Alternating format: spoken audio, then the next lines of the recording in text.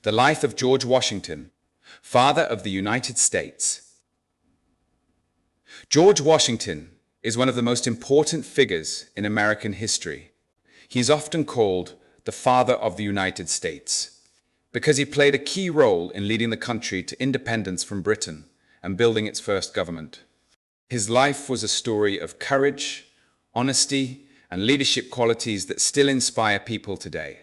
For middle and high school students, learning about Washington's life not only helps you understand how the United States was born, but also teaches you about the importance of duty, integrity, and putting the needs of others before your own. This listening material uses simple words, short sentences, and explains new terms when they first appear, making it perfect for your English listening practice. Let's start from the very beginning of George Washington's life and follow his journey until his final days. George Washington was born on February 27, 1732, in Westmoreland County, Virginia. At that time, Virginia was a colony of Britain. This meant it was a land controlled by the British government, not an independent country. Washington's family was part of the planter class. They owned a large farm called a plantation, where they grew tobacco, a crop that was sold to make money. His father, Augustine Washington, was a successful farmer and businessman, and his mother, Mary Ball Washington, was a kind and hard-working woman. George was the first child of Augustine's second marriage. He had two older half-brothers, Lawrence and Augustine, and later two younger brothers, Samuel and John Augustine, and a younger sister, Betty. When George was just 3 years old, his family moved to a new plantation called Epswasson, later renamed Mount Vernon, on the Potomac River. This place would become very important to George later in his life. Sadly, when George was 11 years old, his father died from a sudden illness. This was a big loss for the family. Without his father's income, the family had less money, so George could not go to school in England like his older half-brother Lawrence. Instead, he went to a local school run by a minister, a religious leader, where he learned reading, writing, math, and geography. He was a hard-working student, especially good at math. This skill would help him a lot later when he became a surveyor. A surveyor is someone who measures land to make maps or to mark property lines. When George was 16 years old, he got a job working as an assistant surveyor for Lord Fairfax, a rich British landowner who owned a lot of land in Virginia. George traveled deep into the wilderness, areas with no towns or farms, with other surveyors. They slept in tents, cooked over open fires, and had to deal with wild animals and bad weather. It was hard work, but George loved it. He learned how to survive in the woods, how to read maps, and how to work with people from different backgrounds. By the time he was 18, he was a licensed surveyor and had made enough money to buy his own land. This job taught George important skills, responsibility, problem solving, and how to lead a team. All skills he would need in the future. In 1752, George's older half-brother Lawrence died from tuberculosis, a serious lung disease. Lawrence had been like a father to George, and his death was a great sadness. Lawrence owned Mount Vernon, and since he had no children, George inherited the plantation when he was 20 years old. Mount Vernon was a large property with a big house, fields, and many enslaved people who worked on the farm. At that time, slavery was legal in Virginia, and most rich plantation owners owned enslaved people. George would own enslaved people for most of his life, though later in life he would begin to question the practice. We will talk more about this later. Around the same time, George started his military career. In the 1750s, Britain and France were fighting for control of North America. This war was called the French and Indian War, 1754-1763, because the French fought alongside many Native American tribes. Virginia's governor asked George to lead a small group of soldiers to deliver a message to the French. They needed to leave the land that Britain claimed as its own. George was only 21 years old, but he was tall, about 1.88 meters, which was very tall for that time, strong, and had already proven he could handle difficult tasks. He successfully delivered the message, but the French refused to leave. This led to the start of the French and Indian War. George fought in several battles during the war. In 1754, he led a group of soldiers to build a fort, a strong building used for defense called Fort Necessity in Pennsylvania. The French attacked the fort with a much larger army, and George was forced to surrender. This was his first defeat. But he learned an important lesson: always know your enemy's strength and plan carefully. Later, George became an aide, a helper to General Edward Braddock, a British general. In 1755, Braddock's army was attacked by French and Native American soldiers near Pittsburgh. Braddock was killed, and many British soldiers died. George took control of the remaining soldiers and led them safely back to Virginia. His courage and calmness during the battle made him a hero in Virginia. By the end of the French and Indian War in 1763, George was a well-known and respected military leader. After the war, George returned to Mount Vernon. He wanted to focus on running his plantation and starting a family. In 1759, he married Martha Dandridge Custis, a wealthy widow, a woman whose husband had died, with 2 children, John Park Custis, called Jackie, and Martha Park Custis, called Patsy. George loved Martha very much, and he was a kind stepfather to her children. The couple did not have any children of their own, but they were happy together. George worked hard to make Mount Vernon a successful plantation. He experimented with new crops, like wheat instead of tobacco, and built new buildings, including a grist mill, a machine to grind grain into flour, and a distillery, a place to make whiskey. By the 1770s, Mount Vernon was one of the most successful plantations in Virginia. But George could not stay out of public life for long. In the 1760s and 1770s, relations between Britain and its American colonies became very bad. The British government needed money to pay for the French and Indian War, so it started taxing the colonies heavily. Taxes are money. People pay to the government to pay for things like roads and armies. The colonists were angry because they had no representatives in the British government. They could not vote on the taxes or voice their opinions. They shouted, "No taxation without representation," meaning they should not have to pay taxes if they had no say in the government. George Washington was angry about the taxes too. He believed the colonists had the right to govern themselves. In 1774, he was chosen to represent Virginia at the First Continental Congress, a meeting of leaders from 12 of the 13 colonies. They met in Philadelphia to talk about how to deal with Britain. In 1775, the Second Continental Congress met again. This time, fighting had already started between British soldiers and colonists. On April 19, 1775, the first shots of the American Revolution were fired in Lexington and Concord, Massachusetts. The colonists called these shots the shot heard round the world, because they started a revolution that would inspire people in other countries to fight for freedom. At the Second Continental Congress, the delegates, leaders from each colony, decided to form an army called the Continental Army. They needed a strong leader to command this army, and everyone agreed George Washington was the best choice. On June the 15th, 1775, George was named Commander-in-Chief of the Continental Army. He was honored, but also worried. His army was small, poorly equipped, and made up mostly of farmers and shopkeepers who had never fought in a war. The British Army, on the other hand, was one of the strongest armies in the world, with well-trained soldiers and good weapons. George knew the war would be long and hard, but he accepted the job because he believed in the colonists' right to freedom. George arrived at the Continental Army's camp near Boston in July 1775.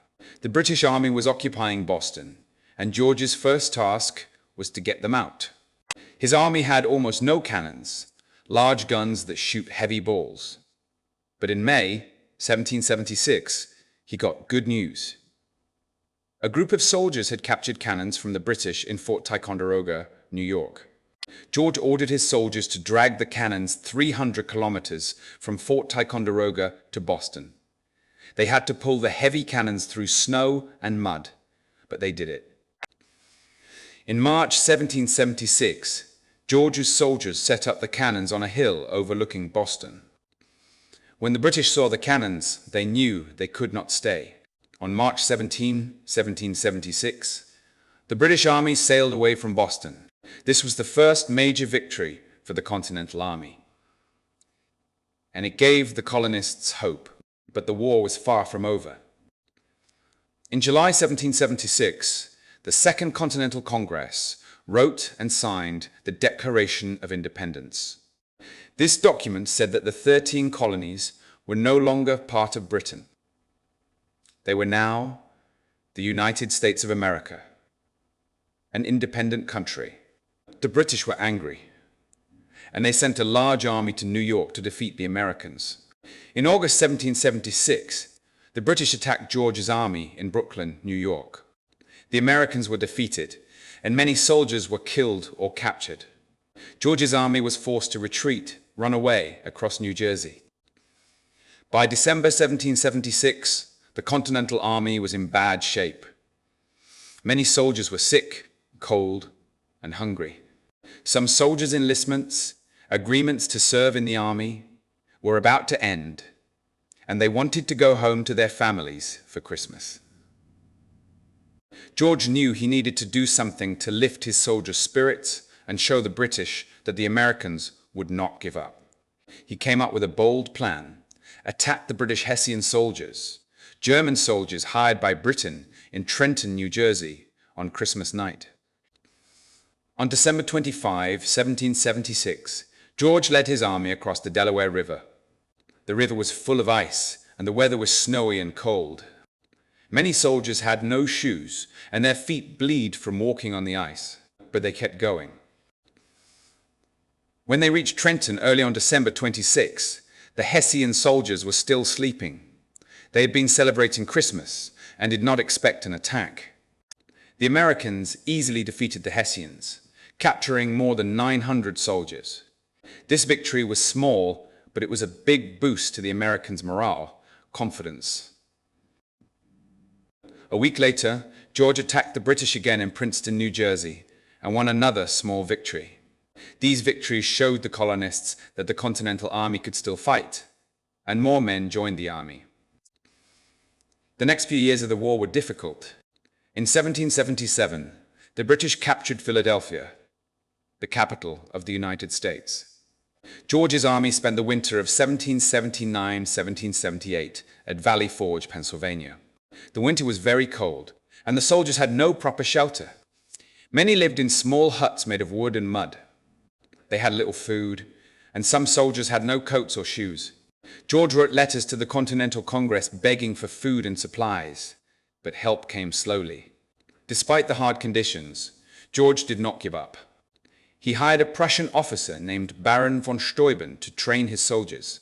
Von Steuben taught the soldiers how to march, shoot, and work together as a team. By the spring of 1778, the Continental Army was stronger and better trained. In 1778, the United States got a big ally, friend who helps in war, France. France hated Britain and wanted to help the Americans defeat the British.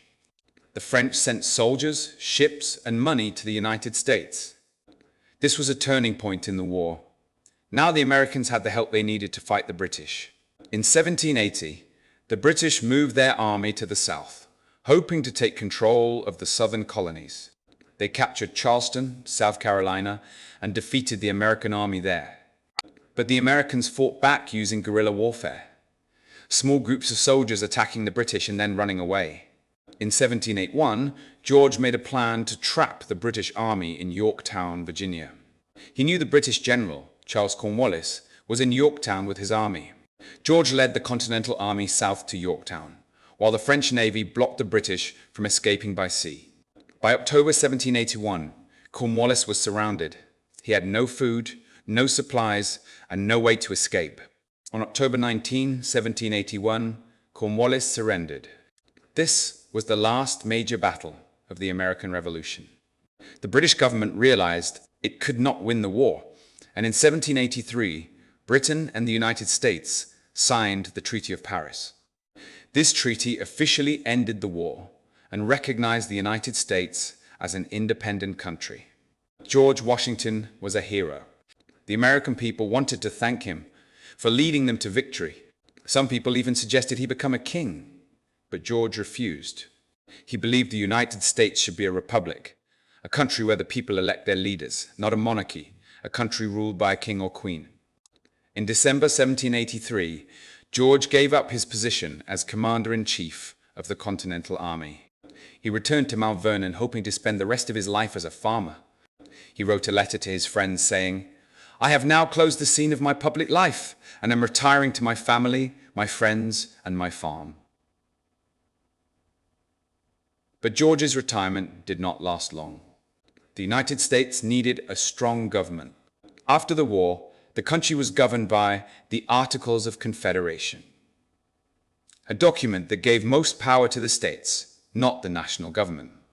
This was a problem because the national government could not collect taxes, so it had no money to pay for an army or build roads, and it could not resolve disputes, arguments between states. In 1787, leaders from all 13 states met in Philadelphia for the Constitutional Convention. They wanted to write a new constitution, a document that says how a government works for the United States. George Washington was chosen to preside over, lead the convention. He did not speak much during the meetings, but his presence kept the delegates focused and helped them agree on important issues. After 4 months of debate, the delegates signed the United States Constitution on September 17, 1787. This document created a stronger national government with 3 branches. The legislative branch makes laws, the executive branch enforces laws, and the judicial branch interprets laws. It also created the office of the President of the United States, the leader of the executive branch. In 1788, the states ratified, approved the Constitution. Now the United States needed its first president. Everyone agreed George Washington should be the first president. He was the only person who had the respect and trust of all Americans. In January 1789, electors, people chosen to vote for president from all states, voted for George Washington. He won unanimously every vote. In April 1789, George left Mount Vernon for New York City, which was the capital at that time, to be inaugurated, sworn in as president. On April 30th, 1789, George Washington stood on the balcony of Federal Hall in New York City and took the oath of office. He placed his hand on a Bible and said, "I do solemnly swear that I will faithfully execute the office of President of the United States, and will, to the best of my ability, preserve, protect, and defend the Constitution of the United States." With these words, the United States government officially began. As the first president, George Washington had to set many precedents, examples that future presidents would follow. For example, he decided to serve only 2 terms. Each term is 4 years as president. Later, this became a law, the 22nd Amendment to the Constitution, that says no president can serve more than 2 terms. George also chose a group of advisors called the Cabinet to help him make decisions. He appointed Thomas Jefferson as Secretary of State in charge of foreign affairs, and Alexander Hamilton as Secretary of the Treasury in charge of money and taxes. These were the first cabinet members in US history. George faced many challenges as president. One big challenge was paying off the United States debt. During the Revolutionary War, the government had borrowed money from other countries and from American citizens. Alexander Hamilton suggested creating a national bank to manage the country's money and paying off the debt by taxing whiskey. Some people, like Thomas Jefferson, opposed this plan. They thought the national bank was not allowed by the Constitution. George had to decide between these 2 opinions. After thinking carefully, he agreed with Hamilton and signed a law creating the first Bank of the United States. This helped the United States get its finances in order. Another challenge was dealing with rebellions, uprisings, in the country. In 1794, farmers in western Pennsylvania rebelled against the whiskey tax. They made whiskey from corn and did not want to pay taxes on it. The farmers attacked tax collectors and burned down buildings. This was called the Whiskey Rebellion. George Washington knew he had to show that the national government had the power to enforce its laws. He led a large army, about 13,000 soldiers, to Pennsylvania to stop the rebellion. When the farmers saw the army, they surrendered without fighting. This showed that the United States government was strong and could keep order. George also had to deal with foreign affairs. In 1793, Britain and France went to war again.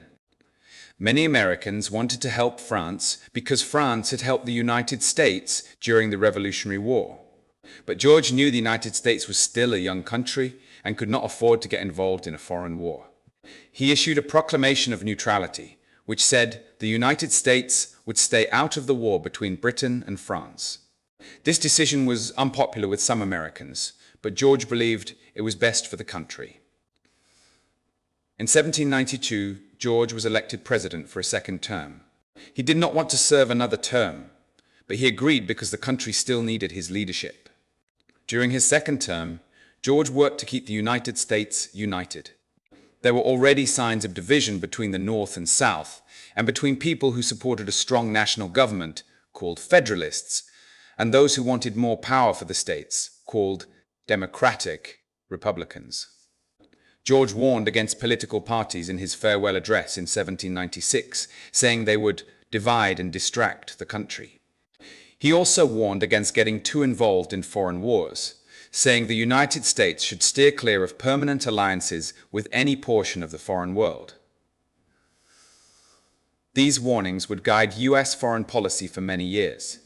When George's second term ended in 1797, he was ready to retire for good. He had served his country for more than 20 years, first as a military leader and then as president.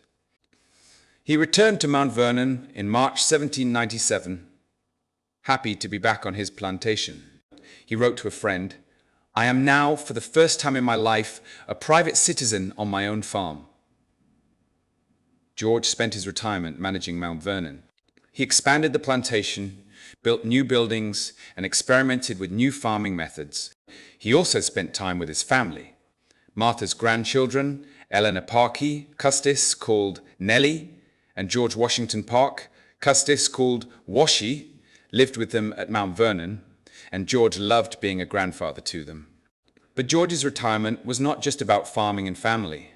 He also thought a lot about slavery.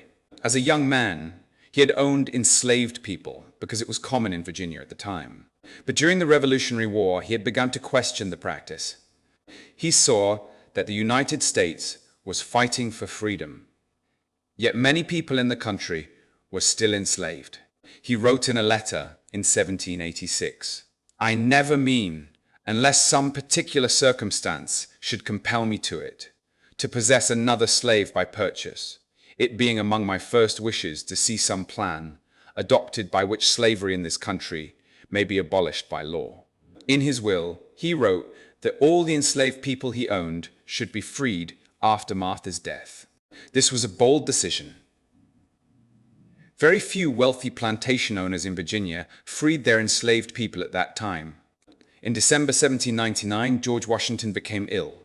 On December 12, he went out riding on his plantation in cold, rainy weather.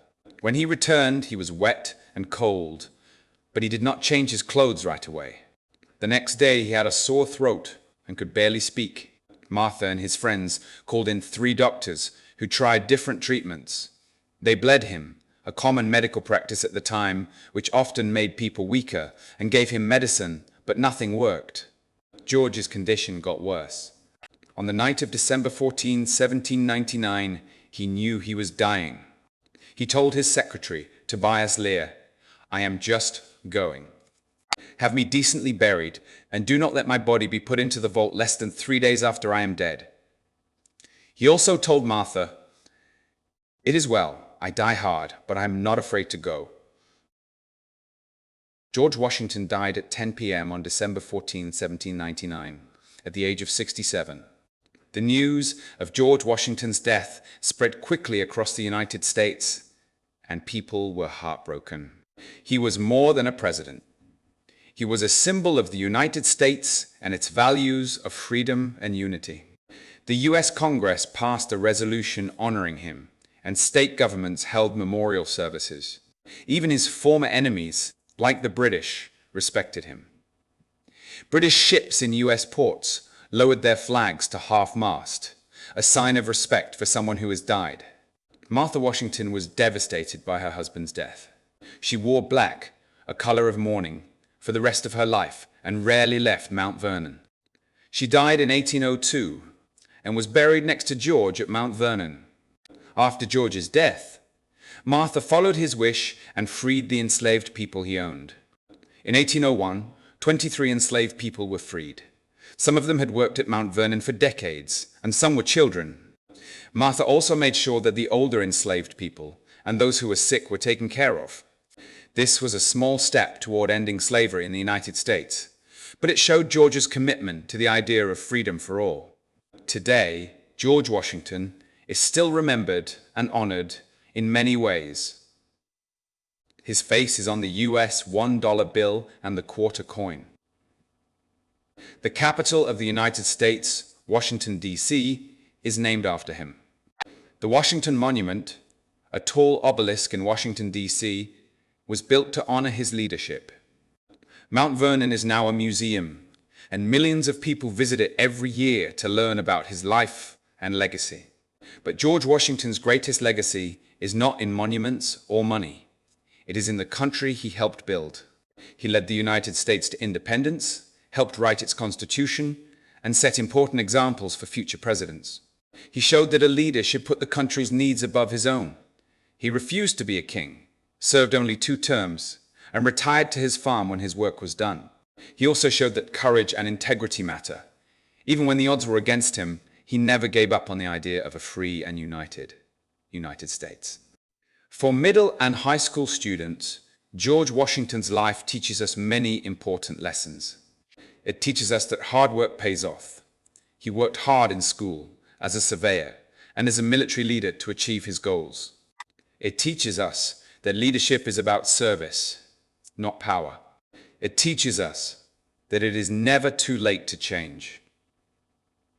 He began to question slavery later in life and took action to free the people he owned. And it teaches us that unity is important. He worked to keep the United States together, even when there were disagreements. George Washington once said, "Liberty, when it begins to take root, is a plant of rapid growth." He helped plant the seeds of liberty in the United States, and those seeds have grown into a country that values freedom, equality, and justice. His life is a reminder that one person can make a difference, that with courage, honesty, and dedication, you can help build something greater than yourself. As we look back on his life, we can see that he truly deserved the title Father of the United States. A leader who gave everything for his country and whose legacy lives on today.